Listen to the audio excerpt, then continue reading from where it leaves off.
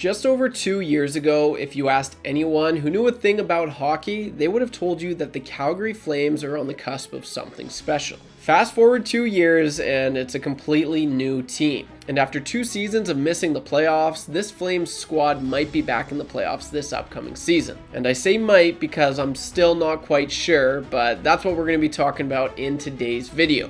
Will the Calgary Flames make the playoffs this upcoming season? And what are some of the bright spots for this team? What is up, guys? If you're new to the channel, thank you for clicking on this video. Thank you.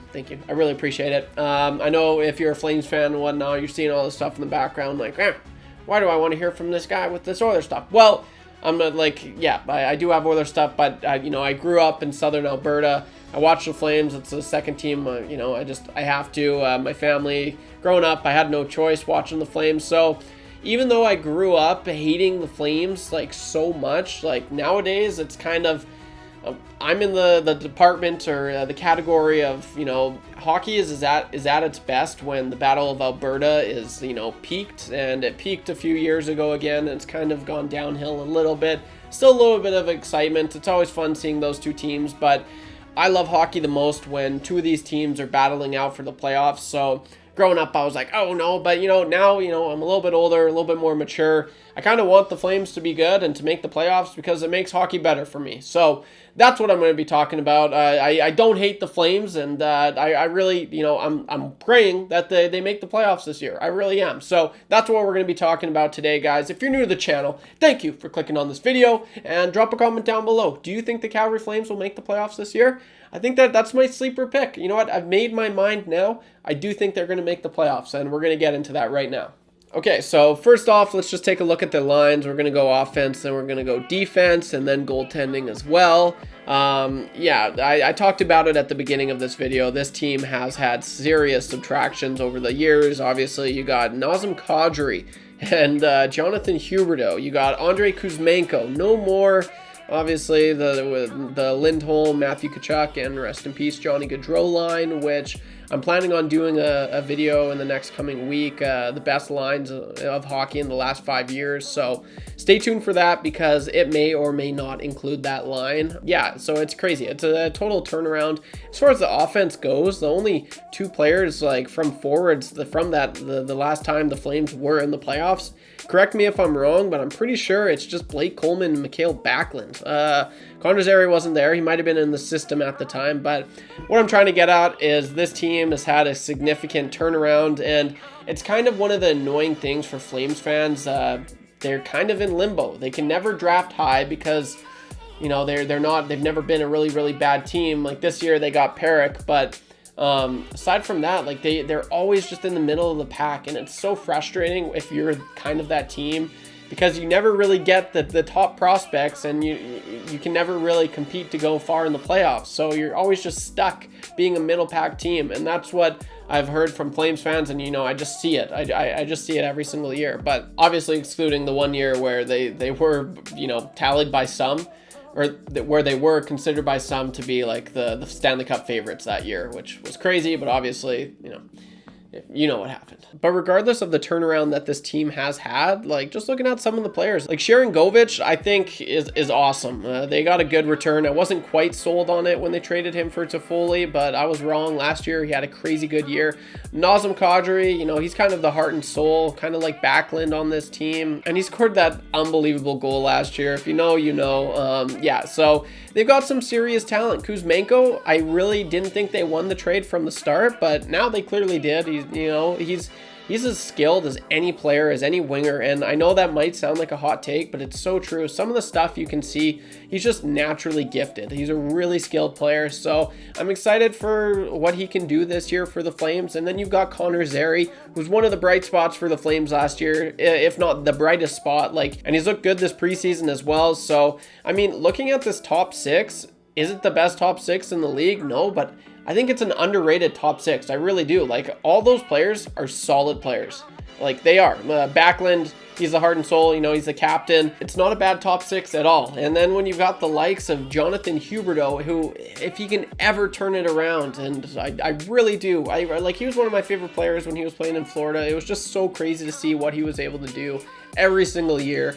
And then obviously he's having a hard time adjusting to Calgary, which is really too bad. But like, if he ever becomes even half that, if he becomes like an 80-point player, like he gets, you know, slotted up to the top 6, and who knows where they go from there. But honestly, looking at the offense, it's not a bad offense. Like, it's really not. Like, this is a pretty solid offense, all things considered.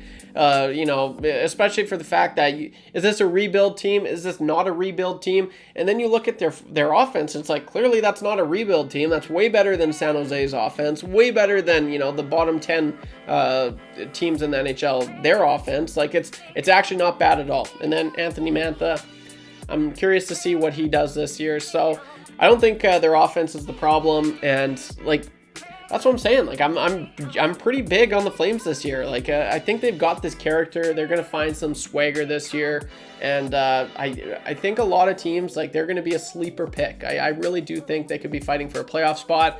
They were kind of, you know, just short of it the last 2 years, and I think they did get better in the offseason. So on the back end, let's go to the defense now. You got Mackenzie Weegar, who I'm pretty sure he led the NHL in scoring for defensemen last year with goals, which is kind of surprising. But you got Daniil Miramanov, who they acquired through the Noah Hanifin trade.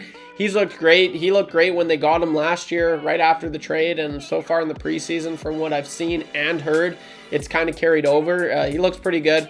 Rasmus Anderson, he's always going to be noticeable on the ice, whether you like it or not. Personally, he's the player I hate most in the NHL. I just don't like him, but he is a good player. Jake Bean, new acquisition. It'll be interesting to see what happens there. He never really, you know, he was a highly touted prospect when he was drafted in Columbus. Never quite turned out to be that top, you know, pairing defenseman. So he's okay. He's not the worst. It could be better. It could be worse. Is kind of what I'm getting at with Jake Bean.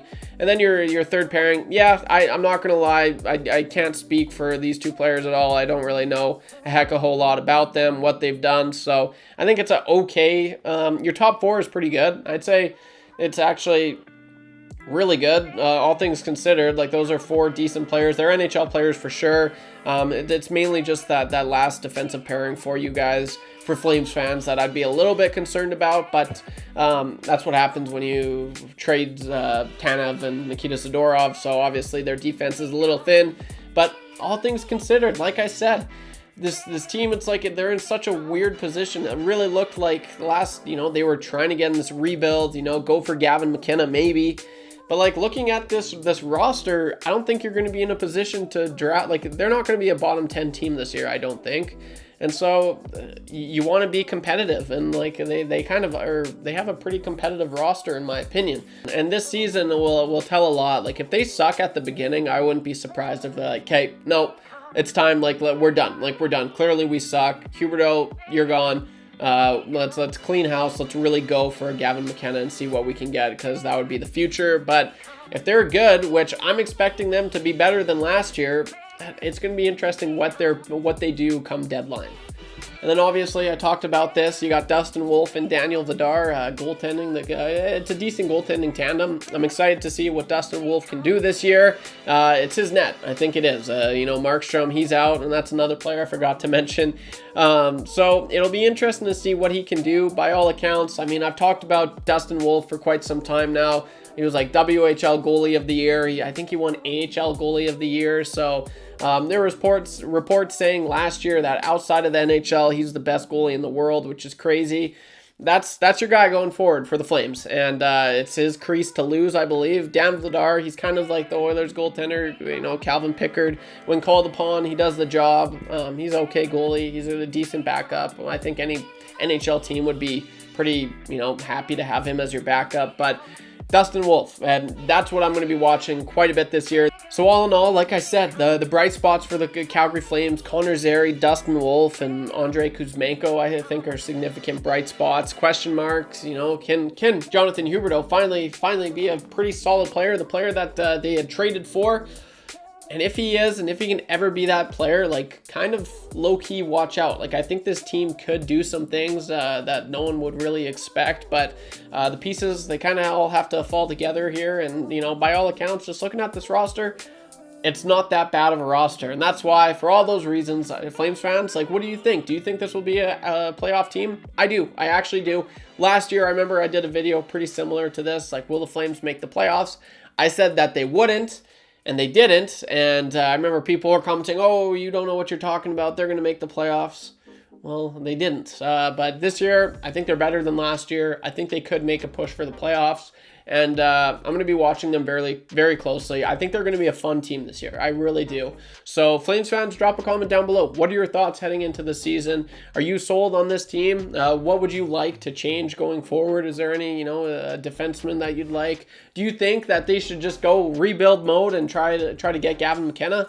Or, are you more under the idea of, let's be a competitive team and see what we can do, see, what we can draft. Zane Perrick, I think he's going to be an absolute stud, so that'll help you out on defense going forward in the next, he'll probably be NHL ready by next year. So, honestly, I think the Flames will be good this year. But drop a comment down below. I do read every single one. I'm curious to hear what you Flames fans have to say. Are you big on the team? Not so big? Well, drop a comment down below. I'll read it, okay? I promise I will. Don't be average when you can be above average. I'll see you in the next one. Peace.